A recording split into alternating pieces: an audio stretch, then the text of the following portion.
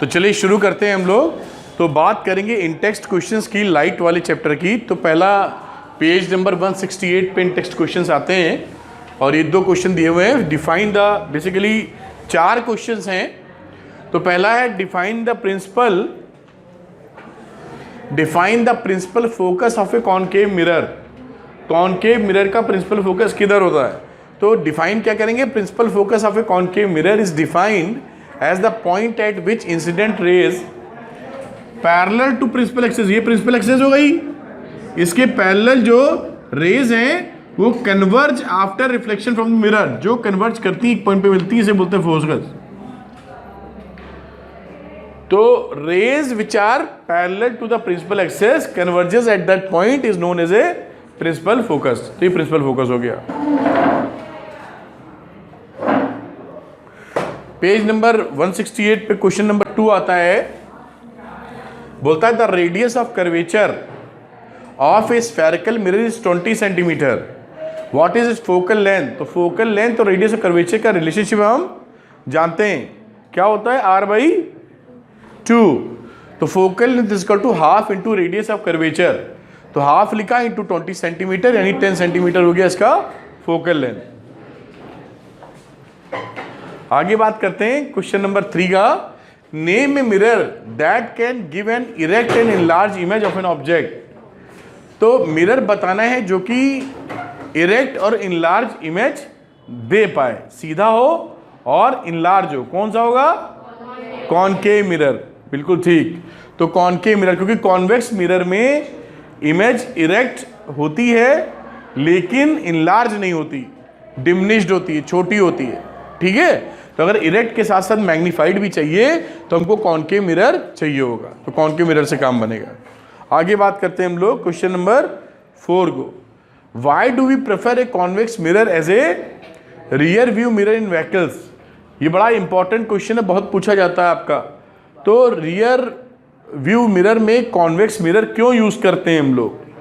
तो convex mirror has a larger aperture, so it has a bigger field of view. हमें ज्यादा area cover होता दिखने में, क्योंकि जब आप चला रहे होंगे, बाइक चला रहे होंगे, कार चला रहे होंगे, तो पीछे से कौन आ रहा है ये एरिया ज्यादा दिखना चाहिए। It has a bigger field of area view, so this enables the driver of the vehicle to view larger area behind his vehicle. और साथ में जो चीजें में दिखती हैं वो इरेक्ट भी रहती हैं, तो इरेक्ट है और लार्जर व्यू है हमारा। इस वजह से ये हम कॉन्वेक्स मिरर को as a rear view mirror use करते हैं। रियर व्यू मिरर का मतलब पीछे देखने के काम जो मिरर आता है वो उसकी बात की जा रही है। देखा होगा ना आपने, देखा है मैं जी। फिर अगला इन टेक्स्ट क्वेश्चन लेते हैं जो पेज नंबर 171 पर है। तो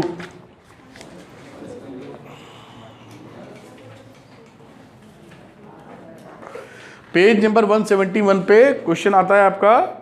इस पे टोटल 2 क्वेश्चंस हैं। पहला है find the focal length of a convex mirror whose radius of curvature is 32 centimetre. हमें मालूम है कि जो फोकल लेंथ होती है वो रेडियस ऑफ कर्वेचर की हाफ होती है, तो ये 32 का हाफ 16 सेंटीमीटर हो जाएगा। अंशिका, ये जो कॉन्वेक्स मिरर है इसकी फोकल लेंथ पॉजिटिव होती है कि निगेटिव होती है? हैं? क्या होती है? कह नहीं पॉजिटिव होती, सही है तरीका। तो कॉन्वेक्स मिरर की focal length positive in nature होती है, तो रेडियस ऑफ कर्वेचर भी पॉजिटिव ही होगा। तो पेज नंबर 171 पे क्वेश्चन नंबर 2 है।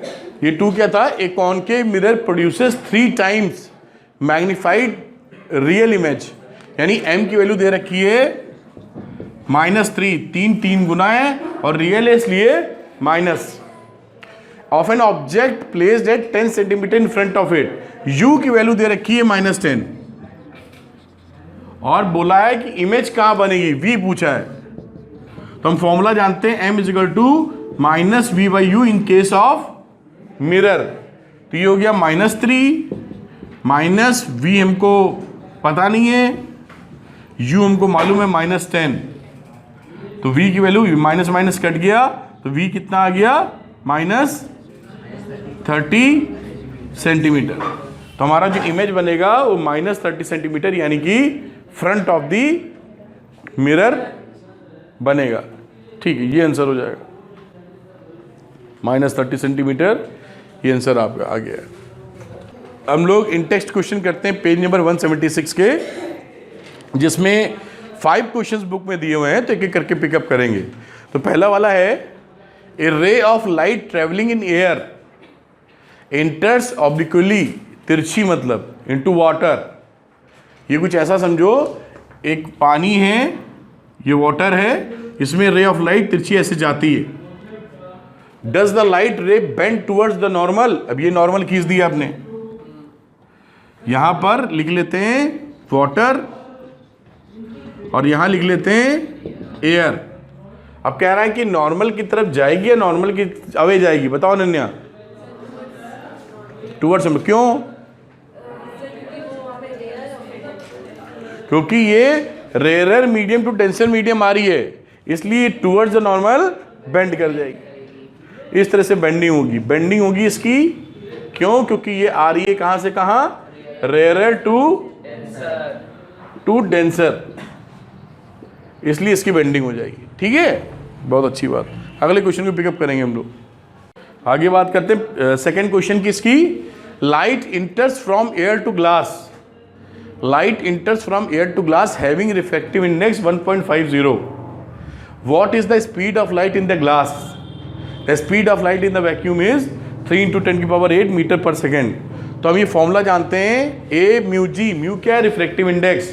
तो पढ़ते हैं इसको, refractive index of glass with respect to air is equal to speed of light in air upon speed of light in glass. अब ये ए म्यू जी को यहाँ पे speed of light in glass निकालना है, तो C upon a mu g हो जाएगा। C क्या है? Speed of light in vacuum. तो यहाँ वैक्यूम की लाइट की स्पीड रख दीजिए और यहाँ म्यू की 1.5, इसको डिवाइड कर दिया तो वैल्यू उसकी बन जाएगी कितनी? 2 × 10⁸ मीटर पर सेकेंड। ये वेलोसिटी किसमें है? किसमें? ये वेलोसिटी ग्लास के अंदर है, लाइट की वेलोसिटी। ठीक है, अगला question number 3। Find out from table 10.3, ये 10.3 एक टेबल है। The medium having highest optical density, also find the medium with lowest optical density. ठीक, तो the medium with the highest refractive index will have highest optical density है। Diameter, diamond, अच्छा diamond इधर कह रहे हैं। ये जिसकी कैसे मालूम किया? क्योंकि जिसका रिफ्रैक्टिव इंडेक्स सबसे ज्यादा होता है या ज्यादा होता है, उसकी ऑप्टिकल डेंसिटी ज्यादा होती है। ऑप्टिकल डेंसिटी हमारी नॉर्मल फिजिकल डेंसिटी से डिफरेंट होती है। तो यहां पर डायमंड की ऑप्टिकल डेंसिटी सबसे ज्यादा और सबसे कम एयर की। इस तरीके से ऑप्टिकल डेंसिटी के बारे में आप बता सकते हैं। आइए पेज नंबर 176 पर आपको क्वेश्चन नंबर 4 मिलेगा। You are given kerosene oil, मिट्टी का तेल बोलते हैं, और टर्पेंटाइन, टारपीन का तेल जो पेंट में मिला के लगाते हैं, एंड वाटर, पानी जो आप पीते हैं। In which of these does the light travel fastest? किसमें लाइट सबसे ज्यादा तेज चलेगी? जो पीछे टेबल थी उसको देख के बता सकते हैं आप। तो हमने यहां पे ढूंढा, एक तो वाटर मिला, केरोसिन मिला और टर्पेंटाइन मिला। इन तीनों में लाइट किसमें सबसे तेज चलेगी बेटा? हाँ, सबसे तेज वाटर में चलेगी, क्योंकि इसका रिफ्रैक्टिव इंडेक्स सबसे कम है। बिल्कुल सही जवाब।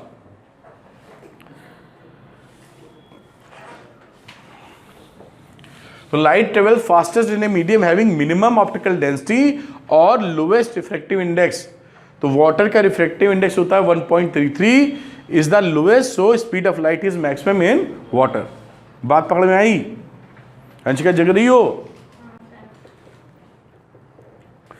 इस 176 का इंडेक्स का आखिरी सवाल। The refractive index of diamond is 2.42। What is the meaning of this statement? इसका मतलब क्या है उसका रिफ्रैक्टिव इंडेक्स 2.42 होने का? तो refractive index of any medium with respect to another indicates that the extent of bending of light takes place when it enters from first medium to the given medium. The given value of the refractive index also states that speed of light is diamond is 1/2.4 times the speed of light in vacuum. दोनों बातें बड़ी clarity से लिखी हैं। एक तो जिसका refractive index जितना ज्यादा होगा उसका मतलब है लाइट की बेंडिंग उतनी ज़्यादा हो रही है। या हम कह सकते हैं कि अगर रिफ्रैक्टिव इंडेक्स किसी का 2.42 है तो जो स्पीड ऑफ लाइट वैक्यूम में होती है उसका 1/2.4 टाइम्स स्पीड होगी उस मटेरियल के अंदर। ठीक है, तो ये होता है physical interpretation of refractive index. ठीक है, कलर बदल जाते किताब की, क्या थोड़ा पीला है, कुछ अजीब टाइप का है, सही है ना। अब हम लोग आते हैं पेज नंबर 184 पर, इन टेक्स्ट क्वेश्चन पर, जिसमें 3 क्वेश्चन दिए गए हैं। पहला बोला है define one dioptre of power of a lens. तो पावर ऑफ ए लेंस के लिए एक डायोप्टर किसे बोलोगे? तो इसको बोलते हैं the power of lens is one dioptre when focal length of the same lens is 1 metre. आप ये फॉर्मूला पढ़े थे आपको, अगर आपको याद होगा तो, और इसको बोलते थे इन मीटर, तो ये निकलता था इन डायोप्टर डी। तो अगर इसको हम 1 मीटर कर देंगे फोकल लेंथ को तो पावर हमारी 1 डायोप्टर मिल जाएगी। ठीक है, अगला question, question number 2। A convex lens forms a real and inverted image of a needle at a distance of 50 centimeter from it. Where is the needle placed in front of the convex lens if the image is equal to the size of the object? Also find the power of the lens. तो given image distance क्या है? V की value होगी +50, ठीक है, inverted है और real है कॉन्वेक्स लेंस में, यानी पीछे पर नहीं होगी। कॉन्वेक्स लेंस फॉर्म से real and inverted image, real inverted है, इसका मतलब वी कहाँ होगा?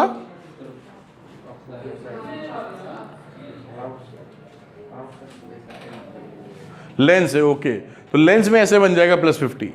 फिर m की वैल्यू -1 है, क्यों? बोल रहा है सेम साइज ना, और रियल है तो -1, सेम साइज का मतलब 1 और रियल का मतलब माइनस, तो -1।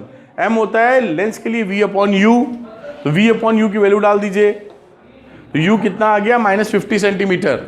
अब so needle is placed at 50 centimetre in front of the lens, lens के सामने। सौम्य उधर बैठ जाओ।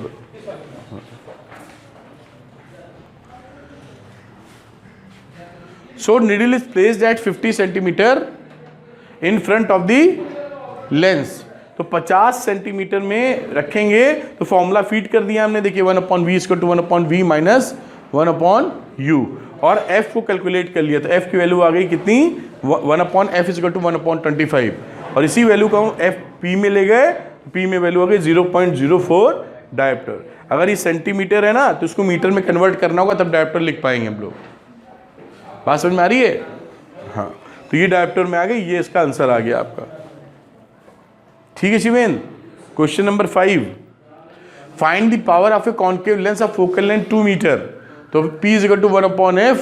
अब ये क्या था? Concave lens. कॉन्केव लेंस जो होता है उसकी पावर, उसकी फोकल लेंथ निगेटिव होती है, तो यहाँ पर -2 रखोगे तो 1/-2 यानी -0.50 डायोप्टर आ गई। तो इस तरीके से आपके जो लाइट के इन टेक्स्ट क्वेश्चन थे वो भी खत्म हो जाते हैं। Thank you.